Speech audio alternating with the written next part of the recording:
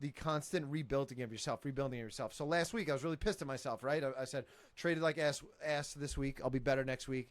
And, I gave you guys the little thing. You win a few, you lose a few, but you keep on fighting.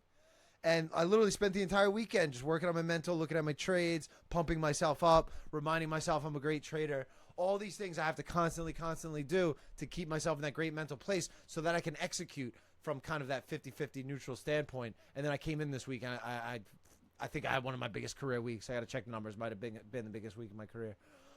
But if I didn't spend legitimately the entire weekend working on my mental state, literally the entire weekend, I'm watching movies, I'm listening to podcasts, I'm reading books, I'm going over my trades, everything. It's not a 9-to-5 job, okay? It's a 24/7 job. And that's the realities of trading at the highest level. Everybody's going through it. I was just listening to, on the plane, I was listening to Roger Federer talk about, there's some new book he came out with, so they did a Founders podcast on him. And they're talking about how the biggest... the biggest transition he made, or the biggest transformation he made in his career, was when he hired a performance coach. Just a completely mental performance coach. And when he was 16 and 17, he was breaking his rackets.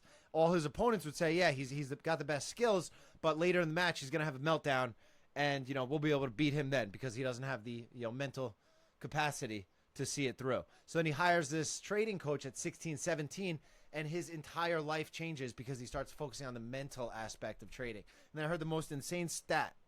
They said, to be the best and to operate at that level, to be in the top 5 in the world of tennis, it's such a different level from being at number 10 in the world in tennis. And the whole entire change of these guys is the mental discipline.